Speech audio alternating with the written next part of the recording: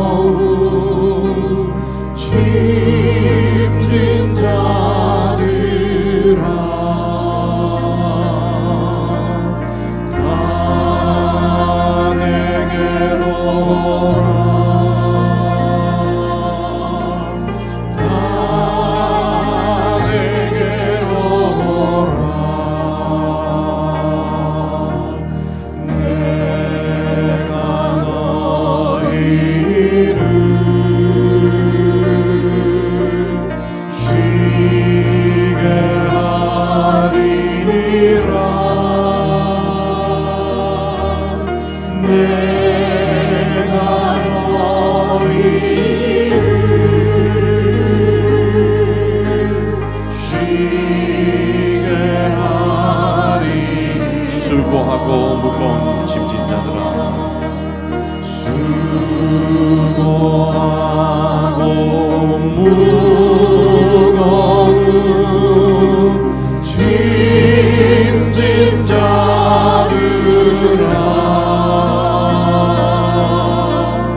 다 내게로 오라. 다 내게로 오라. 내가 너희를 쉬게 하리라. 내가 너희를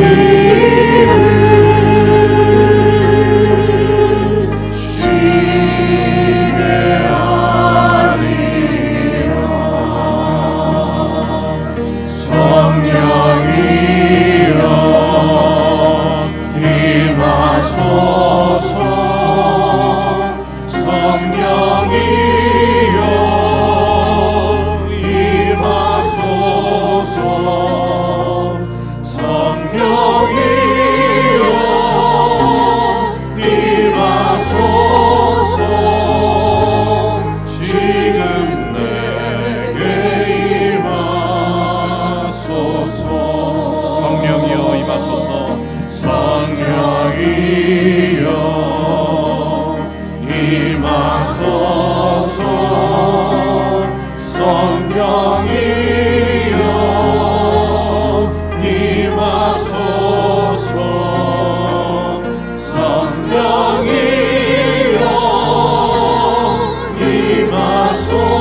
임하소서. 지금 내게 임하소서. 성령이여 임하소서. 성령이여 임하소서.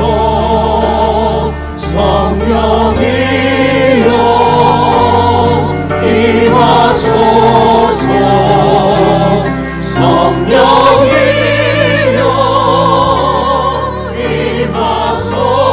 임하소서.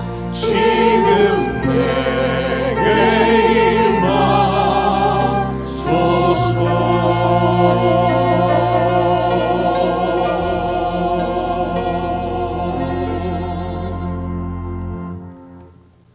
사랑하는 형제자매 여러분, 우리 주님께서 진정한 예배에 대하여 우리에게 말씀해 주셨습니다. 영원한 진리이신 우리 주님, 우리 주 예수님과 우리에게 임하셔서 영원토록 함께 하시는 성령님, 그분 안에서 드리는 예배가 진정한 예배라고 말씀하셨습니다. 여러분 어느 장소에 있든지 영과 진리로 드리는 예배를 우리 아버지께서 받으십니다.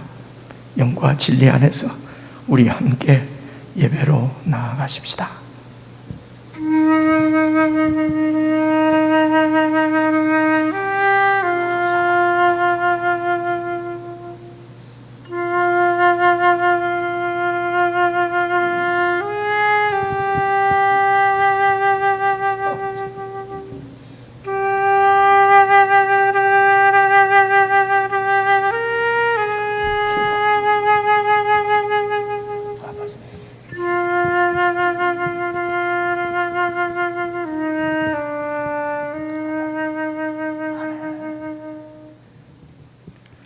여호와여, 내가 주께 피하오니 내가 영원히 수치를 당하게 하지 마소서. 주의 의로 나를 건지시며 나를 풀어주시며 주의 귀를 내게 기울이사 나를 구원하소서. 주는 내가 항상 피하여 숨을 바위가 되소서. 주께서 나를 구원하라 명령하셨으니 이는 주께서 나의 반석이시요 나의 요새이심이니이다. 나의 하나님이여, 나를 악인의 손 곧 불의한 자와 흉악한 자의 장중에서 피하게 하소서. 주 여호와여, 주는 나의 소망이시요 내가 어릴 때부터 신뢰한 이시라.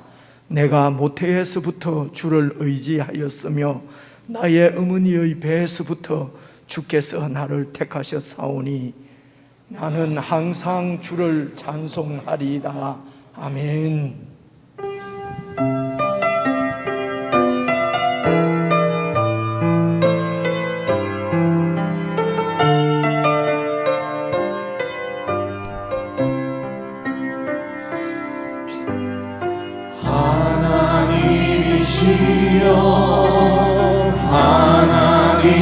하나님이시여 주 나의 하나님이시로다.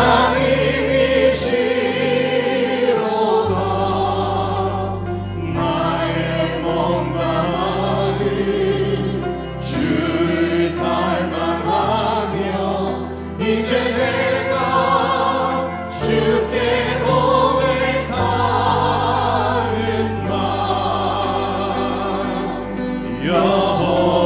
여호와는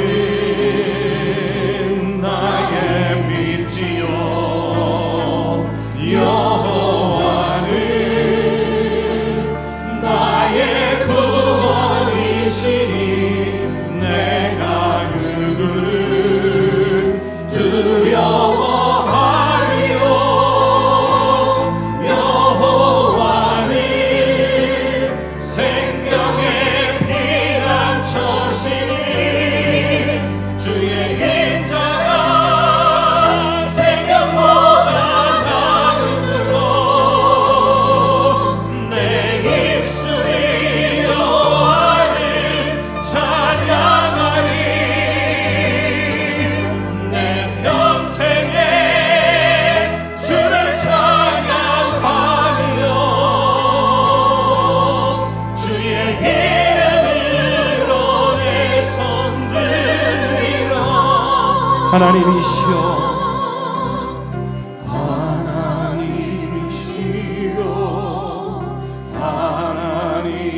하나님이시여 주는 나의 하나님이시로다.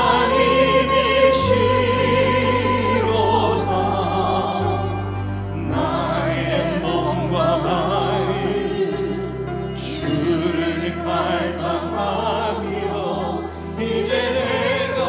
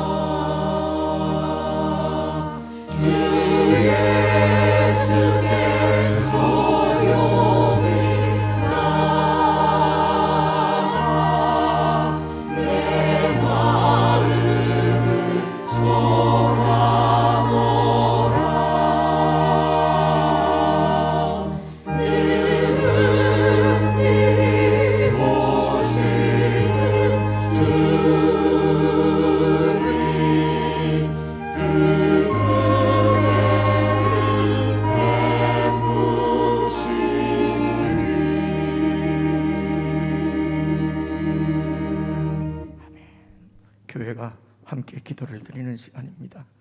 하나님의 백성으로 우리가 이 세상을 살아가는 것은 마치 구약 교회가 바벨론 유배 생활을 하는 것과 같을 수 있습니다. 우리의 영원한 피난처는 오직 우리 하나님 아버지 아닌 것을 우리는 알고 있고 믿는 사람들입니다. 기도하실 때에 어떤 고난과 혹 절망의 순간이 있더라도 하나님께 나아가 하나님께 기도하고 하나님께 아뢰고 하나님으로부터 응답받아 살아계신 하나님의 능력과 사랑을 경험하는 저희들의 신앙이 되게 해주십시오. 내가 서 있는 곳에서 주님을 찬양하고 어떠한 상황에서도 주님을 기쁘시게 하는 삶을 살 수 있도록 우리를 붙들어 주시고 인도해 주십시오. 그래서 더욱 하나님을 깊이 경험하고 하나님과 온전히 연합되어져서 정말 하나님의 뜻을 이 땅에 이루는데 쓰임받는 하나님의 백성들 되게 해 주십시오. 우리 합심해서 함께 기도드리시겠습니다.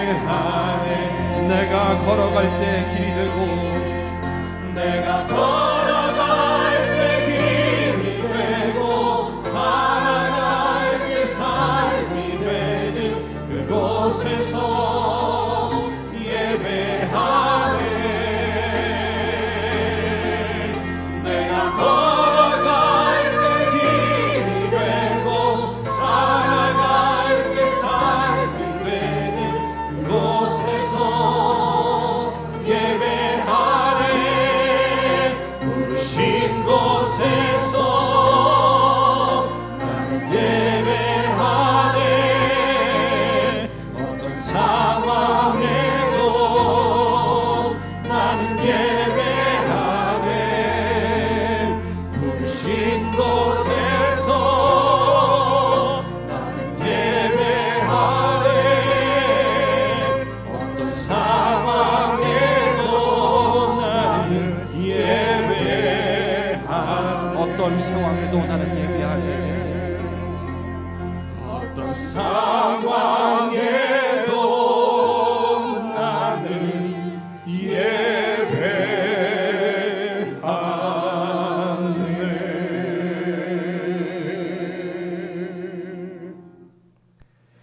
하나님 아버지, 저희들을 구원하셔서 영광스러운 하나님 앞에 참으로 영광스러운 예배자로 세워주시고 오늘도 마음을 다하여서 영과 진리로 주님 앞에 예배드릴 수 있도록 은혜를 베풀어 주신 것을 참으로 감사를 드립니다. 하나님을 깊이 경험하고 하나님을 깊이 누리는 온 마음과 정성을 다하여 하나님 앞에 올려드리는 참된 예배가 될 수 있도록 성령 하나님 역사해 주시고 저희들을 인도해 주시옵소서. 성도들이 드리는 찬양과 경배와 기도와 예물을 주님께서 기쁘게 받아주시기를 원하고 성도들에게 더욱 은혜를 베푸셔서 우리의 선자리에서 있는 곳에서 예배자로 신실하게 살아갈 수 있도록 늘 함께 해주시고 역사해 주시고 필요를 공급해 주시고 용기를 주시고 힘을 더해 주시기를 간절히 기도합니다. 아버지 하나님, 혹 우리가 어렵고 힘든 시련과 고난의 시기를 지난다 할지라도 더욱 주님 앞에 나와 주님을 찬송하고 소망 가운데 주님을 바라보고 주의 나라가 주의 뜻이 이 땅에 임하기를 기도하며 우리와 함께 하시는 하나님을 깊이 경험하고 더욱 신실한 하나님의 사람으로 세워지는 은혜의 시간들이 되어질 수 있도록 우리가 더 하나님 앞에 가까이 나가는 그런 참 믿음의 삶을 살 수 있도록 고난 가운데 있는 성도들을 붙드시고 인도해 주시옵소서. 아버지 하나님, 주님께서 형통한 삶을 주실 때에 교만하지 않게 하시고 주님을 잊어버리지 않게 하시고 더 하나님 앞에 감사하며 주님의 도우심을 구하며 주신 것으로 주님의 은혜를 세상 가운데 나누며 참으로 복의 통로로 주님 은혜와 축복의 통로로 그렇게 살아갈 수 있도록 성도들과 늘 함께 해주시기를 간절히 기도합니다. 오늘도 저희들에게 주시는 말씀을 성도들이 잘 듣게 하시고 매일 우리에게 주시는 말씀도 놓치지 않고 잘 들어 참으로 그 말씀으로 우리 자신들을 잘 비추어 보고 각자 개인에게 하시는 주님의 음성을 잘 듣고 그 주님의 말씀대로 신실하게 살아가는 주의 백성들, 영광스러운 참으로 보배로운 주님의 백성들로 세워주시기를 간절히 원하옵고 예수 그리스도의 이름으로 기도드리옵나이다. 아멘.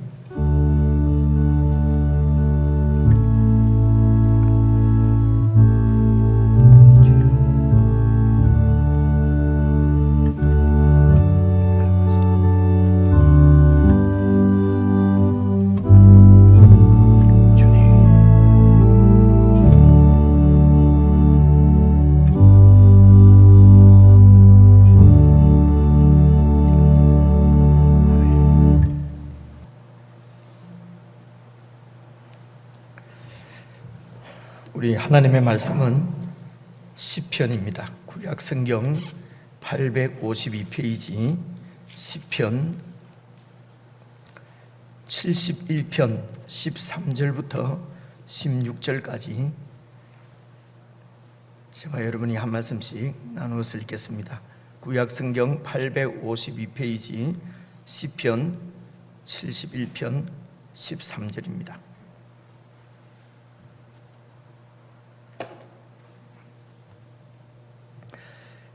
다 찾으신 줄 알고 13절 말씀을 제가 먼저 읽겠습니다. 내 영혼을 대적하는 자들이 수치와 멸망을 당하게 하시며 나를 모해하려 하는 자들에게는 욕과 수욕이 덮이게 하소서. 나는 항상 소망을 품고 주를 더욱 찬송하리이다. 내가 청량할 수 없는 주의 공의와 구원을 내 입으로 종일 전하리이다. 내가 주 여호와의 능하신 행적을 가지고 오겠사오며 주의 공의만 전하겠나이다. 아멘. 우리 함께 예배드리는 참으로 존귀한 하나님의 자녀들, 우리 함께 문안하며 또 인사를 나누고 사랑을 고백하며 그렇게 인사 한번 나누시겠습니다. 앞뒤 좌우로 인사하십시다. 사랑합니다. 평안을 빕니다.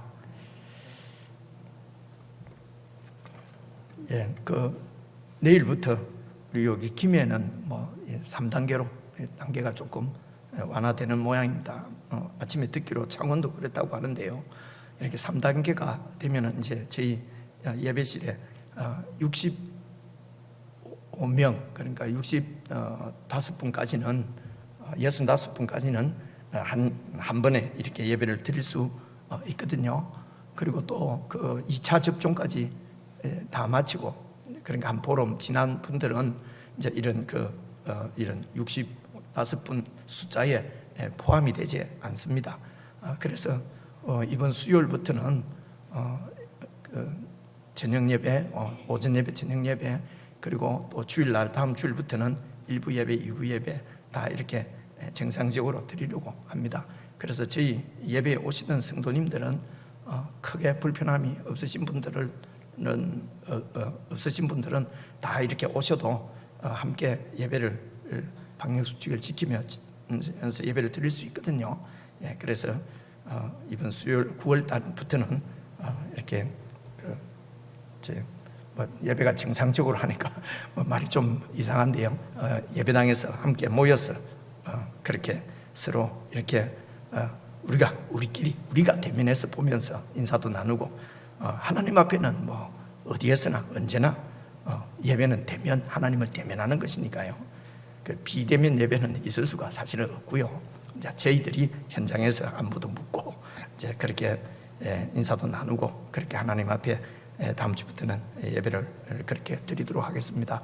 차량을 이렇게 이전에 이용하시던 분들 위해서도 이렇게 여러분 차량부에서 다 원래대로 그렇게 봉사해 주시고요. 방역하고 그리고 주차 이런 봉사해 주시는 분들도 다 그렇게 우리 방송실에는 또 원래대로 방송 요원들이 다 나올 수 있도록 그렇게 확인해 주시기를 바랍니다.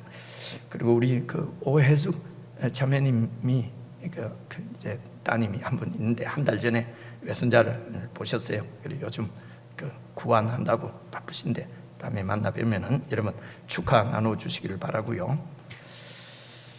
광고는 이 정도로 드리고 오늘 이제 시편 71편을 우리가 함께 읽었는데 교회가 묵상하는 본문이 시편 71편입니다. 여러분 말씀드린 대로 시편은 150편이니까 시편만 몇 장 안 하고 보통 1편, 2편 이렇게 얘기를 하거든요. 150편까지 있는 상당히 이렇게 긴 성경인데 그 성경이 이렇게 5권으로 나누어져 있다는 말씀은 이미 여러분들에게 드린 것 같습니다. 그 중에서 이제 2권입니다. 지금 오늘 이 71편은 2권인데 2권이 72편까지거든요. 그래서 이제 이번 내일 그리고 모레 이렇게까지 하면 이제 우리가 시편 1권은 저번에 묵상을 했고 이제 2권을 우리가 마치고, 그리고 이제 9월이 되면은 제가 그 매일 성경 이렇게 오신 분들은 오늘 구입에 갔으면 좋겠습니다. 그래 거기에 보니까 이제 9월부터는 갈라디아서예요. 갈라디아서고 그리고 갈라디아서 끝나면은 출애굽기를 묵상하도록 여러분 그렇게 되어 있습니다. 이렇게 우리가 모이는 것이 이렇게 자유스럽지 못하는 이런 시기일수록 교회가 이렇게 신앙을 지키는 것은 저는 하나님 말씀이라고 믿습니다. 그래서 여러분 이 하나님 말씀을 매일 묵상하는 일을 여러분 꼭 놓치지 마시고, 말씀을 잘 묵상하면은 따라서 나오는 것이 기도입니다. 말씀을 우리가 잘 깨달으면 하나님 앞에 우리 삶을 이렇게 아뢰고 드리지 않을 수가 없거든요. 그래서 여러분 이렇게 우리가 잘 만나지 못한다고 해서 우리가 신앙도 이렇게 퇴보가 되지 않도록 이제 이제 목사가 괜히 걱정이죠. 늘 기도 제목이 여러분 그렇습니다. 그래서 이런 때일수록 하나님은 언제나 우리와 함께 하시는 분이니까 그분 앞에 우리 신앙이 퇴보되지 않고 신실하게 그렇게 더 세워질 수 있으면 좋겠습니다. 오늘 이 71편 말씀을 여러분들에게 드리면서 제가 제목을 한번 보여주실래요? 제목 청량할 수 없는, 내가 청량할 수 없는 주님의 공의와 구원, 이렇게거든요. 근데 이게 참 많이 듣는 얘기인데 이런 말씀들이 토요일도 말씀을 드렸지만 딱 와닿지 않지 않습니까? 그죠? 주의 공의와 구원이 무슨 청량할 수 없는, 도대체 이게 무슨 말인가? 이제 이런 생각이 들 수가 있습니다. 그러면은 이게 말씀대로 우리 신앙이 그렇게 세워지지가 않거든요. 그래서 이제 이런 말씀들을, 이 말씀이 여러분 15절에 있는 말씀이거든요. 15절을 같이 보시겠습니다. 예, 됐습니다. 네. 15절 보시면은요, 내가 청량할 수 없는 주의 공의와 구원을 내 입으로 종일 전하리라. 이 시인이 지금 시로서 지금 이렇게 자신을 고백하는 얘기가 청량할 수 없는 주님의 공의와 구원을 내 입으로 종일 전하겠다는 것이거든요. 그래서 이 시를 지은 시인은 다윗입니다. 다윗인데요, 물론 이 시편 여러분 71편 그 앞에 보면은 표제어가 없지만은 여러분 그 70편에는 다윗의 시로 기념식에서 인도자를 따라 부르는 노래 이렇게 되어 있거든요. 그래서 70편하고 71편이 내용적으로 이렇게 연결이 되는 같은 내용이에요. 그래서 70편, 71편을 이제 어떤 분들은 시가 한 시였다, 이제 이렇게 말하는 학자도 있습니다. 어쨌든 이 다윗이 내가 청량할 수 없는 주의 공의와 구원을 내 입으로 종일 전하겠다는 것입니다. 그러니까 이 다윗에게는 이 주님의 공의와 구원이 자기 가슴에 사모친 것입니다. 그래서 종일 내가 이 주님의 공의와 구원을 내 입으로 종일 전하겠다는 거죠. 종일 전한다는 것은 뭐 계속 전도만 하러 다닌다 이런 얘기가 아니고요. 이렇게 그 주님의 공의와 구원을 계속 읊조리고, 그래서 그 주님의 공의와 구원을 내 삶으로 그냥 생명 자체고 삶 자체라는 것입니다. 그래서 이것을 제가 여러분들과 나눌 때 어떤 표현을 하면 좋겠는가, 가슴에 그냥 사모쳤다는 것입니다.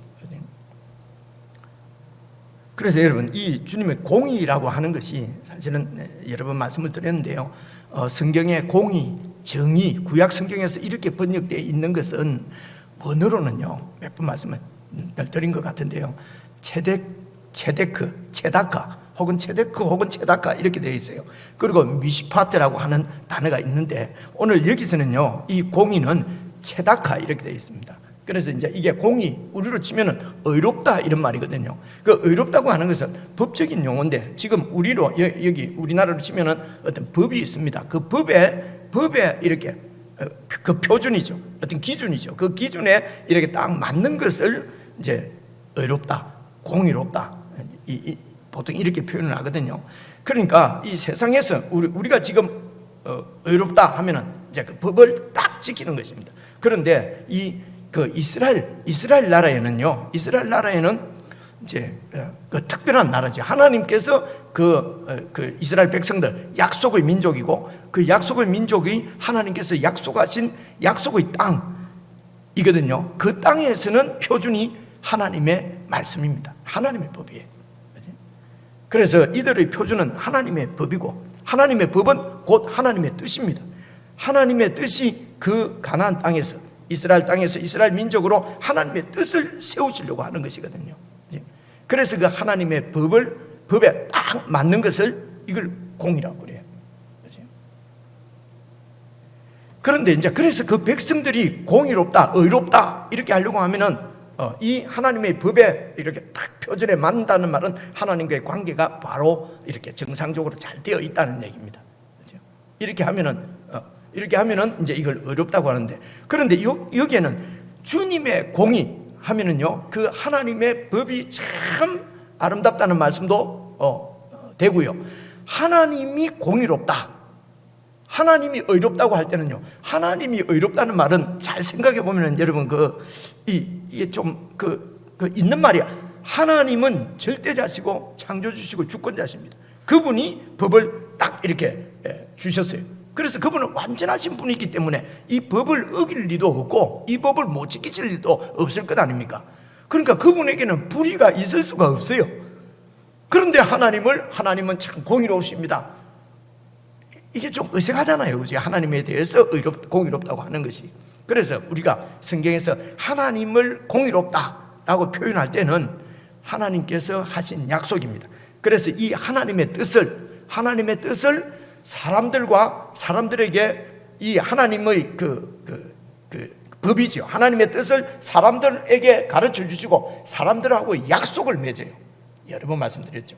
그래서 이 하나님께서 사람들과 맺은 언약을 하나님께서 꼭 지키신다는 것입니다. 자기가 말한 것을 당신이 지키지 못하면 의롭지 못한 거죠. 그래서 하나님을 의롭다 할 때는 하나님이 하신 약속하고 늘 연결이 되어 있습니다. 그래서 하나님께서 당신이 하신 이 약속을 지켜서 의롭게 되시기 위해서 자기 백성을 구원하십니다. 자기 백성을 지키시는 거예요. 자기 백성의 모든 필요를 도우시고 구원하시는 것입니다. 그래서 이 공의와 구원은 사실은 하나님께서 그 백성들과 함께 하셔서 그 백성을 통해서 하나님의 뜻을 세우시겠다는 것입니다. 다시 말해서 그분이 왕으로서 그 백성들을 통치하신다는 얘기예요. 결국은 주의 공의와 주님의 구원은 바로 주님의 나라, 하나님의 나라를 얘기하는 것입니다. 그 하나님의 나라는 이 하나님의 뜻, 하나님의 법, 하나님의 계획이 세워지는 것이 바로 이스라엘이었어요. 그게 하나님의 나라입니다. 그래서 이 하나님의 나라를 세우시려고 하는 하나님의 그 공의와 구원이 이 다윗에게 가슴에 사무쳤다는 것이죠. 그래서 이 다윗은 그냥 자연인이 아닙니다. 자연인이 아니고 하나님께서 당신의 뜻을 세우시기 위해서 그 땅에 세운 대리왕이에요. 하나님의 뜻을 세우는 왕입니다. 여러분 쉽게 말씀드리면 보통 왕은 어떻습니까? 대통령이 되고 왕이 되면은 자기가 계획하고 있는 자기의 그 플랜, 자기의 계획, 자기가 생각하는 나라를 세우려고 그러지 않습니까? 그렇죠? 그래서 자기 중심적인 그래서 그런 나라를 세우는 것입니다. 그래서 완전한 의가 있을 수가 없어요. 이런 세상 가운데서 다윗은 세상 왕 가운데서 그런 세상들 왕하고는 다른 하나님의 뜻을 세우는 왕이에요. 그래서 이 다윗을 하나님의 대리 왕이라고 그렇게 우리가 표현을 합니다. 그래서 이 다윗이 가지고 있는 왕권은 바로 하나님의 왕권입니다. 하나님께서 위임한 왕권이에요. 그래서 이 다윗에게 여러분 대적하는 것은 하나님의 왕권에 도전하는 것, 대적하는 것이 되는 것입니다. 여러분 이런 관계를 미리 이렇게 말씀을 드리고요. 그래서 이 다윗이 그런 왕권을 하나님의 왕권을 행사하면서 그 가나안 땅에서 쭉 이렇게 살아가는데요. 오늘 15절 말씀 보니까 내가 청량할 수 없다. 하나님의 공의와 하나님의 구원은 이런 찬송을 이런 고백을 하나님 앞에 드리는 그래서 이런 다윗의 개인적인 경험이 바로 이 시편입니다. 이 개인적인 경험을 이 신앙 공동체 구약 교회인 이스라엘과 함께 이 다윗의 고백이 공동체의 고백이 되어져서 지금 하나님께 찬송으로 지금 드려지고 있는 것이거든요. 오늘 우리가 부른 그 찬송도 사실은 그 처음 부른 하나님이시여 이 찬송도 다윗의 이런 개인적인 경험이거든요. 이것을 이제 구약 교회가 함께 하나님 앞에 불렀습니다. 오늘 그것을 신약 교회인 우리가 이제는 예수님 안에서 다윗의 이 고백으로 하나님 앞에 찬양을 드린 것입니다. 이렇게 여러분 감이 이렇게 생기시죠. 그래서 이런 하나님의 공의와 구원을 찬양하는 이 다윗의 지금 상황, 다윗이 어떤 상황 가운데서 이제 이런 찬송을 드리고 이런 고백을 드리는가 하는 것이 바로 여러분 앞절 13절 말씀 보면 나와요. 봐보십시오. 13절 보시면요, 내 영혼을 대적하는 자들이 이 영혼은 사람 그 생명입니다. 이 다윗을 대적하는 자들, 이 수치와 멸망을 당하게 하시면 그 다음에요 나를 모해하려는 자들, 모해한다는 말은요 모략을 써서 해하려고 한다는 것입니다.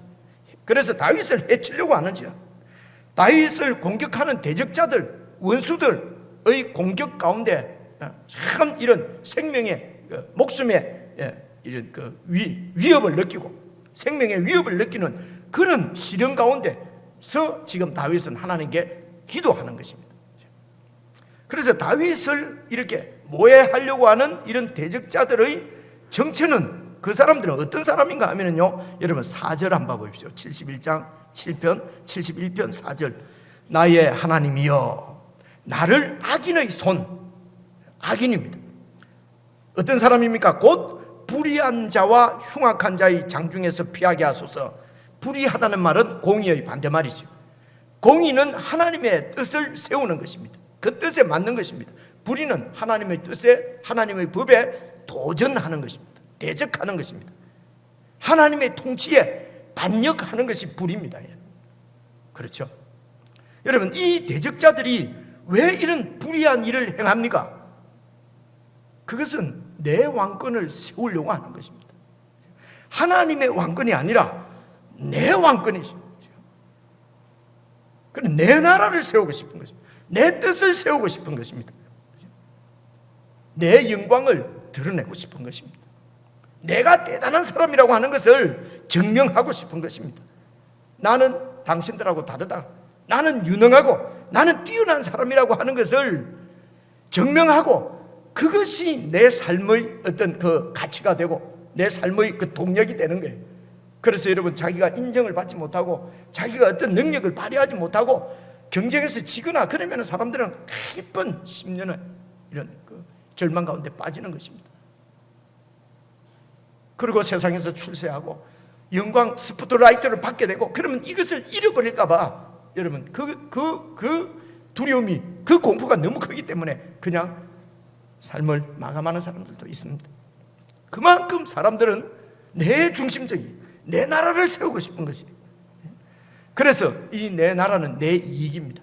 모든 삶의 결정, 뭐 이렇게 방향 하는 것이 전부 내 이익이 우선입니다. 나에게 이익이 되는 대로. 얼마 전에 시편에서 우리가 그 이사야서에서 다 살펴본 내용입니다. 뭐 살펴 안 봐도 제가 그렇고 여러분 어떤지 모르겠습니다만 제가 그러니까요. 이 불의한 것은 하나님의 왕권에 대적하는 이 옛사람의 정체는 저는 너무도 분명히 알겠어요. 그래서 어느 시점부터는 자신에 대해서 정말 자신이 없어요. 그렇죠? 그래서 이 불의한 자는요, 흉악합니다. 흉악하다는 말은 잔인하다는 것이. 내 이익 앞에서는요, 얼마나 사람이 잔인한지 몰라요. 그렇게 법 없이도 산다 그러고 그렇게 착한 사람도요, 자신의 이해관계가 딱 걸려보세요. 얼마나 잔인합니까? 그래서 나를 하나님이여 이 악인 곧 불의하고 흉악하고 잔인한 자의 장중에서 피하게 해달라는 것입니다. 피하게 해주소서. 그래서 여러분, 이 다윗은 이 원수들을 피해서 어디로 피합니까? 71편 1절입니다. 1절 봐보세요. 여호와여 내가 주께 피하오니. 내가 주님께 피하오니. 왜 그렇습니까? 나에게 이 왕권을 주신 분이 하나님이세요. 내가 아니에요. 내가 중심이면 다윗이 힘을 또 키워서 그 원수들하고 싸우면 되는 것입니다. 원수를 물리치면 되는 거지요. 사울을 충분히 제거할 수도 있는데도 계속 피해 다니고 도망 다닐 수 있습니다. 다윗은 노장입니다. 압살롬의 반역 같은 것은 그냥 한 손으로 제압할 수 있습니다. 그런데 그냥 왕궁을 버리고 도망갑니다. 그냥 떠납니다. 여호와여 내가 주께 피하오니. 내가 내 힘으로 싸우려고 하다가 주님께로 피하지 못할까 봐 그게 염려라는 것입니다. 내 실력에 피하고 내 인맥에 피하고 내 돈에 피하고 이렇게.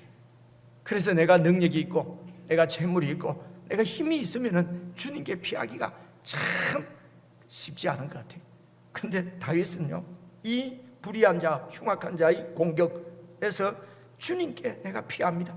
그래서 주님 뭐라고 합니까? 1절에 내가 영원히 수치를 당하게 하지 마소서. 수치를 당하지 않도록 지켜주십시오. 내가 수치를 당하는 것은 하나님의 수치지요. 나를 구원해 주셔서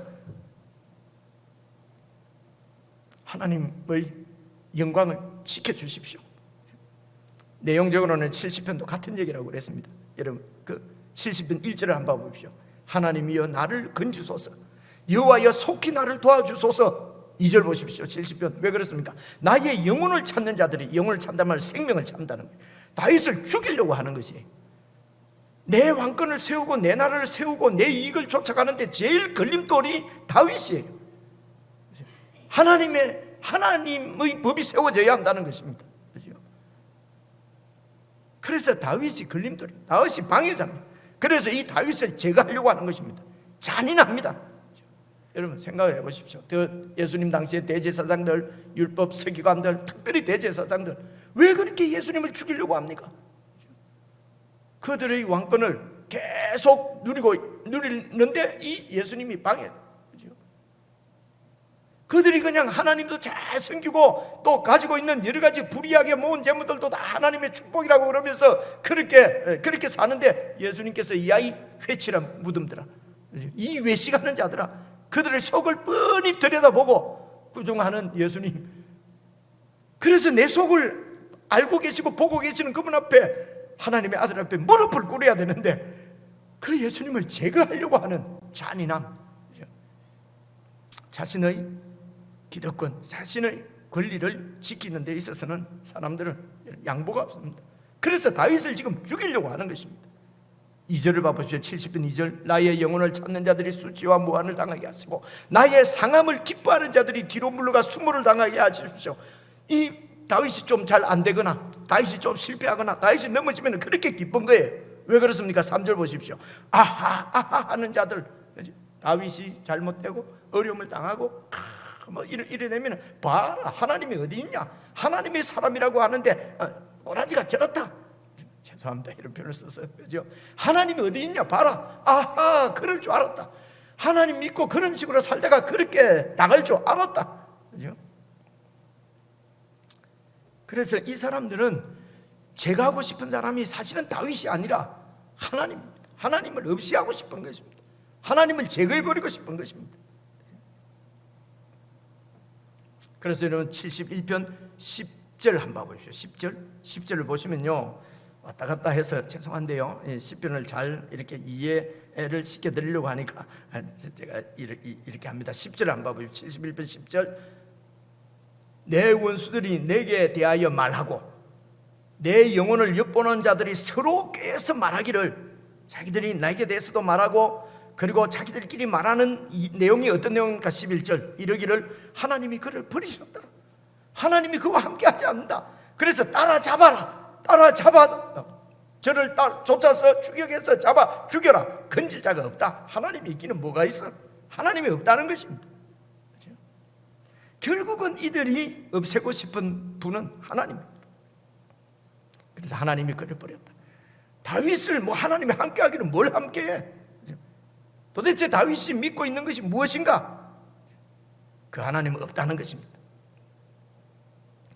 그래서 12절에 보면은요, 이 시인은 다윗은 하나님이여 나를 멀리하지 마십시오. 나를 혼자 버려두지 마십시오. 나의 하나님이여 속히 나를 도와주십시오. 저들이 하나님을 모욕하고 하나님이 없다 그러고 하나님의 통치를 부정하고 있습니다. 그래서 하나님이여 나를 도와주십시오. 여러분 이해가 오시지요? 그렇죠? 그리스도인들이 무엇을 위해서 하나님의 도우심을 구할 것인지, 내가 1등 되고 내가 높아지고 내 왕권이 세워지도록 하나님 나를 도와주소서 하는 것이 아니거든요. 그렇죠? 이 말이 바로 예수님께서 말씀하신 대로 무엇을 먹을까 마실까 입을까 하는 것은 염려하지 마라. 그건 이방인들이 구하는 것이다. 이 세상 것은 먼저 하나님의 나라를 구하라. 그의 나라를 구하라. 그의 의를 구하라. 그의 의, 그의 약속 지킴, 그분의 신실하심을 구하라 하고 말씀하시는 것입니다.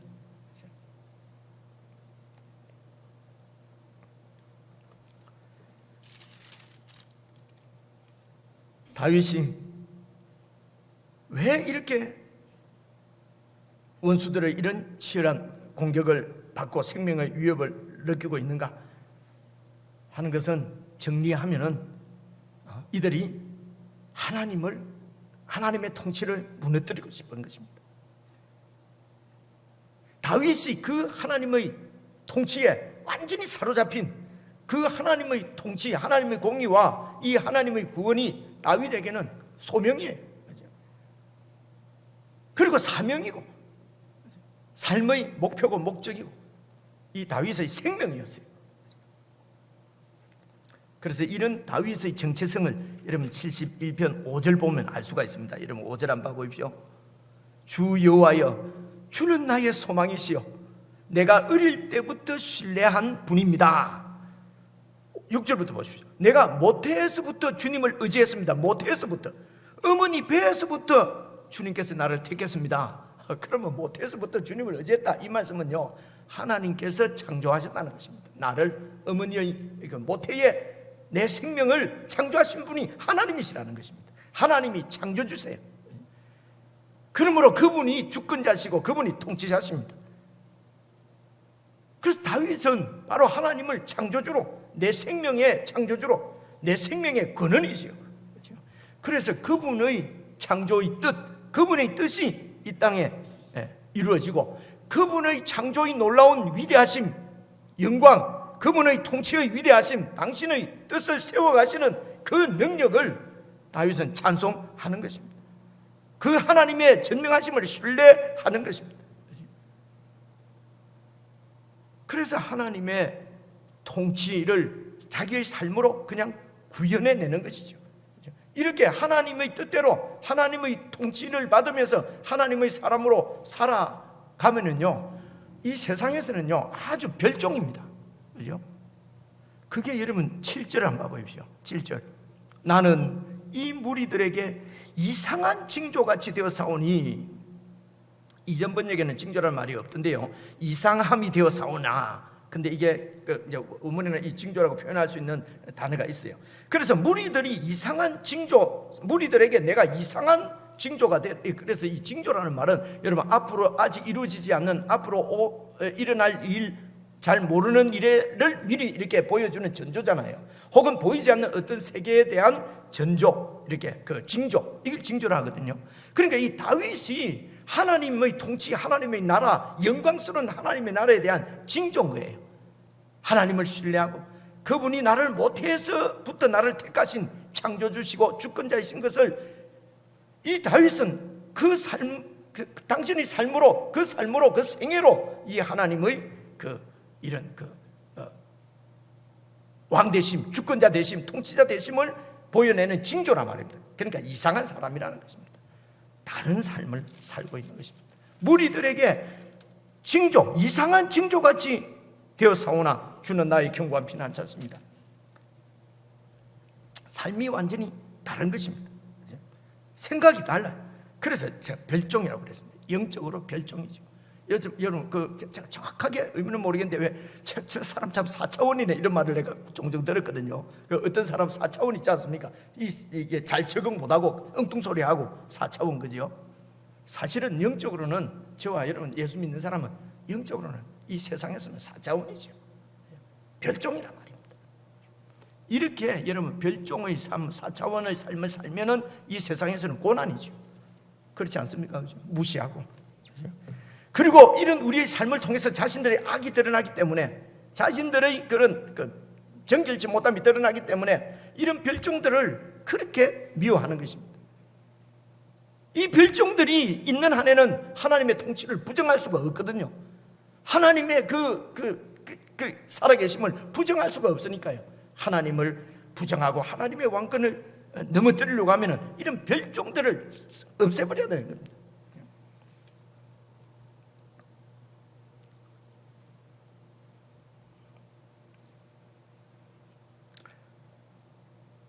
그래서 이렇게 이 세상에서 이런 이 원수들의 공격, 대적자들의 공격, 이런 시련들을 다윗은 어떻게 극복해내는가 하는 것이 14절에 나오는 내용이에요. 보십시오. 그런 가운데서도 14절, 나는 항상 소망을 품고 주를 더욱 찬송할 것이다.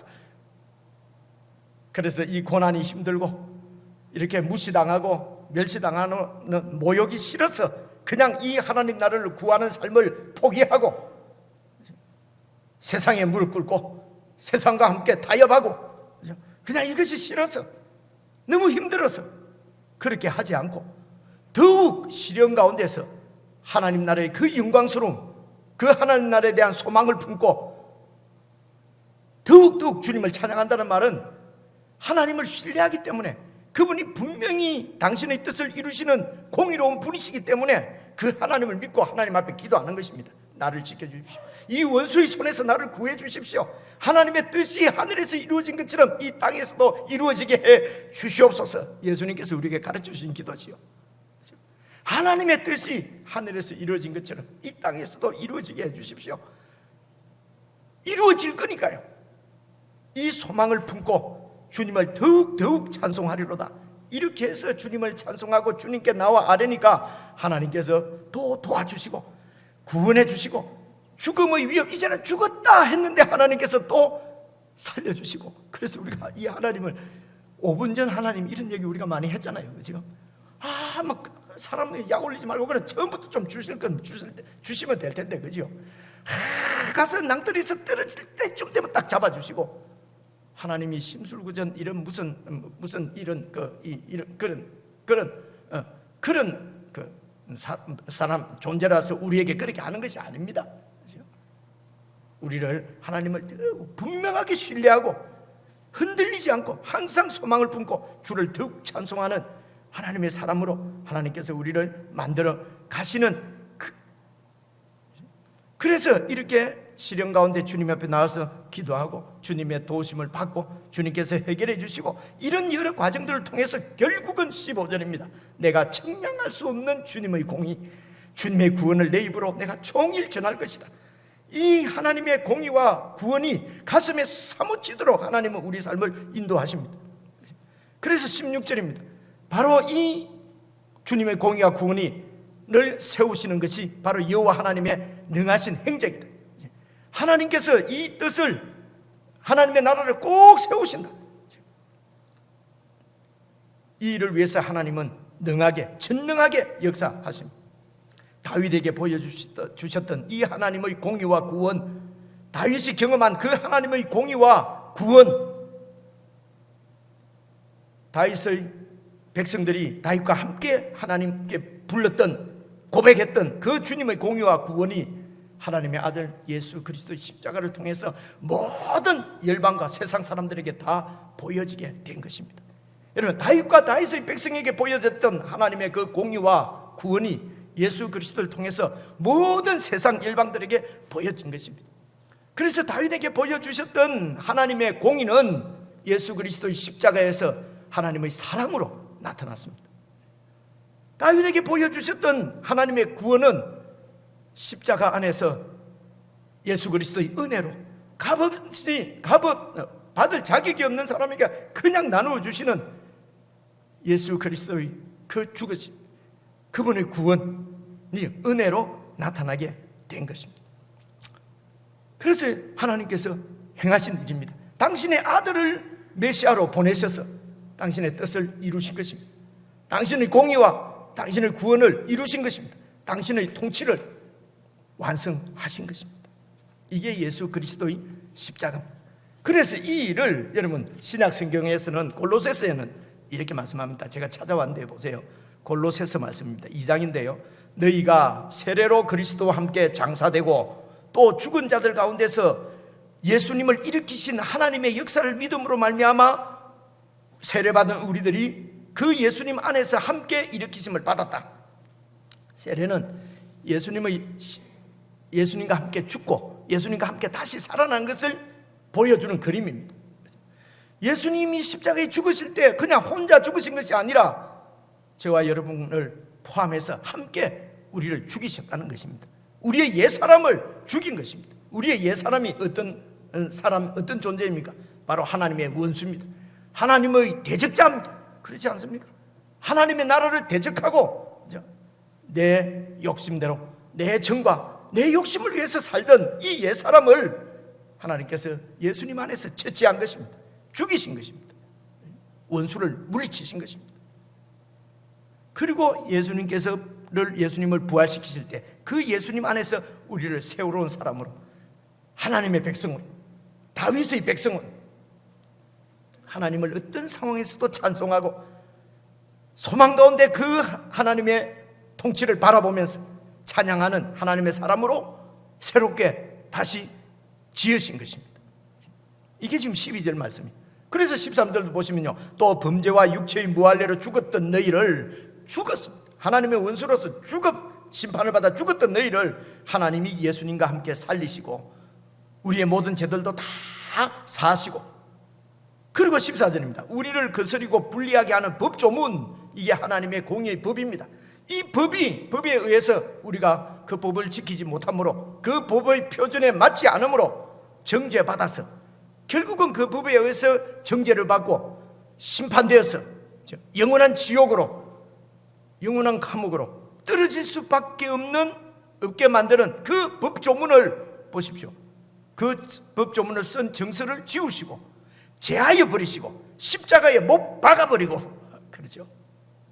그래서 우리를 거스르고 우리를 불리하게 만드는 그 법조문을 완전히 없애버리시고 뭐로요? 십자가로 못 박으시고, 그리고 그 하나님의 공의의 법을 가지고 하나님의 사람들을 참소하는, 네가 이런 죄를 짓고도 하나님의 아들이 할 수 있느냐? 하나님의 딸이라고 웃기는 소리. 네가 하나님의 아들이고 딸이면 나는 하나님이다. 이렇게 하지 않습니까? 이렇게 하는 이 사탄의 참소는 바로 하나님의 법을 갖고 합니다. 그래서 15절 보십시오. 통치자들과 권세들은 바로 이 영적 이 사탄의 존재들입니다. 그 권세를 무력화했습니다. 이 법조문을 없애버리니까 이들이 가지고 역사하는 법조문이 없으니까 그들의 권세가 무력화되었어요. 그래서 구경거리로 삼으셨다 하는 말은요, 전쟁에서 이 포로를 잡으면 포로 끌고 오잖아요, 개선 장군이. 이것처럼 이 사탄의 권세들을, 사탄과 귀신을, 마귀를 포로로 잡아서 끌고 가는 그런 그림입니다. 어떻게 이렇게 이기셨습니까? 십자가로 그들을 이기셨습니다. 십자가로. 이 말씀은요, 히브리서 말씀에서도 동일하게 말씀하시는데요, 히브리서 2장을 보시면요, 14절 보세요. 자녀들은 저와 여러분입니다. 혈과 육에 속하였으며 사람이라는 거예요. 그래서 예수님도 또한 같은 모양으로 혈과 육을 함께 지니신 이유는, 하나님의 아들이 사람이 되어서 이 땅에 오신 이유는 죽는 것 때문에, 죽음의 세력을 잡은 자, 죽음을 통하여서 죽음의 세력을 잡은 자, 곧 마귀의 그 역사를 없애버리려고. 그 마귀의 역사가 뭡니까? 죽음을 가지고 사람들을 협박하는 것입니다. 15절. 죽기를 무서워해서 한평생 이 사탄에게 매여서 죽지 않으려고, 내가 죽지 않으려고, 그래서 사탄에게 빌붙고 사탄에게 무릎 꿇고 한평생 사탄에게 매여서 종노릇하는 모든 자들을 다 놓아주시려고 예수님께서 혈과 육을 입으시고 이 땅에 오셔서 우리 죄 대신 십자가에 못 박혀 죽으시고, 죽으실 때에 우리의 옛 사람도 함께 죽이시고 부활하셔서 우리를 영원히 통치하시는 왕이 되셔서 다윗에게 언약한 하나님의 뜻을 이루신 것입니다. 그래서요, 2장 내려가서 17절 보시면요, 히브리서에 그러므로 그 예수님이 범사의 형제들 우리와 똑같이 사람이 되시는 것이 마땅하도다. 이는 하나님의 일에 자비하고 신실한 대제사장이 되어, 대제사장은 백성들을 대표해서 하나님 앞에 제사를 드리고 백성들을 이렇게 용서의 길로 인도하는 대제사장이죠.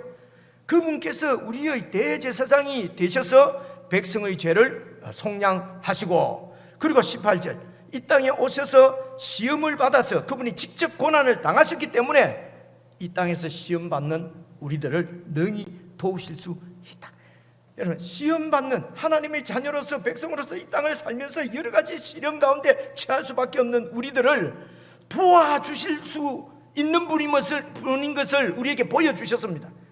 그분도 이 땅에 오셔서 시험을 받아서 고난을 당하셨기 때문에, 그래서 이 하나님의 공의는, 하나님의 공의는 예수 그리스도의 십자가에서 나타나고, 하나님의 이 구원은, 다윗에게 보이신 구원은 예수님께서 대제사장이 되셔서 우리를 시험 가운데서 능히 이길 수 있도록 우리를 도우십니다. 이것이 보십시오, 히브리서 4장에 나오면 똑같은 말씀이 나와요. 15절 16절, 우리에게 있는 이 대제사장 예수 그리스도는 우리의 연약함을 동정하지 못하시는 분이 아니다. 왜냐? 모든 일에 우리와 똑같이 시험을 받으신 분이시다. 그러나 시험에 넘어지거나 실패하신 분이 아니라는 게, 죄는 없으십니다. 그렇기 때문에 이분이 충분히 우리를 도우실 수 있기 때문에 우리는 긍휼하심을 받고 때를 따라 돕는 은혜를 얻기 위하여 은혜의 보좌 앞에 매일 담대히 나갈 것이니라. 이것이 바로 이 세상에서 하나님의 백성으로 살아갈 때 우리 삶의 지침입니다. 긍휼하심을 받고 때를 따라 돕는 은혜를 얻기 위하여 우리는 은혜의 보좌 앞에 매일 담대히 나아갈 것이니라. 나아갈 수 있는 이유는 하나님의 공의가 예수 그리스도의 십자가에 나타나 그 하나님의 공의가 예수님 안에서 충족되어졌기 때문에 더 이상 정죄가 없고 더 이상 심판이 없고 예수 그리스도가 우리의 참 대제사장이 되시기 때문에 은혜의 보좌 앞으로 나오기만 하면, 은혜를 얻기 위해서 주님 앞으로 나오기만 하면 그분은 우리를 충분히 도우실 수 있고 우리를 구원하실 수 있는 분이기 때문에 은혜의 보좌 앞에 담대히 나갈 것이라. 이것이 바로 여러분 시편 오늘 그 14편 같은 말입니다. 여러분 71편 14절 보십시오. 여러분 마치겠습니다. 14절 보십시오. 나는 항상 소망을 품고 주님을 더욱 시련을 당하면 당할수록 하나님 앞에 더욱 은혜의 보좌 앞에 나가서 찬송할 것이다. 사랑하는 성도 여러분, 예수님께서 함께 하심을 여러분 그냥 흘려버리지 마십시오. 그분은 우리와 함께 하시기 위하여 하나님의 아들이 사람 되어서 이 땅에 오셨습니다. 그분이 우리를 도와주실 수 있는 분이 되시기 위하여 이 땅에 오셔서 시험을 친히 당하셨습니다. 예수님의 함께 하심, 예수님의 도우심을 확실하게 믿고 여러분 어떤 시련이 있든지 그 시련은 우리의 마음이 상한다든지 억울한 일을 당한다든지 신앙이 침체된다든지 삶이 고달프거나 어려울 수도 있죠. 어떤 시련이든지 어떤 고난이든지 은혜의 보좌 앞에 여러분 담대히 나가셔서 항상 소망을 품고 주님을 더욱 찬송하고 그래서 때를 따라 돕는 하나님의 은혜를 풍성히 누리시면서 여러분 신앙이 더욱 성장하는 그런 저와 여러분 다 될 수 있기를 주님의 이름으로 축원합니다. 기도하겠습니다. 하나님 아버지, 긍휼하심을 받고 때를 따라 돕는 은혜를 얻기 위해서 사랑하는 성도들이 늘 은혜의 보좌 앞에 담대히 나아가 항상 소망을 품고 주님을 더욱 찬송하며 이 어려운 때를 잘 이기고 극복해서 주님의 청량할 수 없는 그 구원의 은혜가 우리 가운데 넘치게 하시고 그 하나님의 나라가 내 심령 가운데 사무치고 새겨져서 우리의 삶 전부가 주님의 나라를 구하고 주님의 공의를 구하고 주님의 구원을 온 세상 가운데 삶으로 증거해내는 귀한 하나님의 백성으로 살아갈 수 있도록 축복해 주시옵소서. 우리 주 예수 그리스도의 이름으로 기도드리옵나이다. 아멘.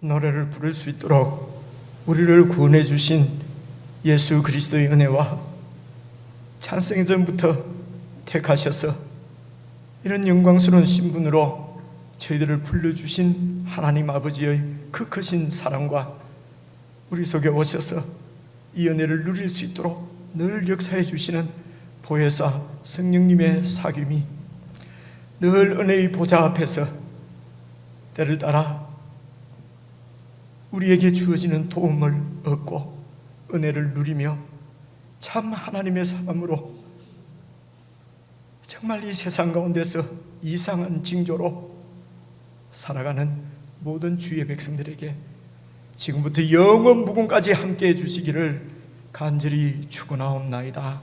아멘.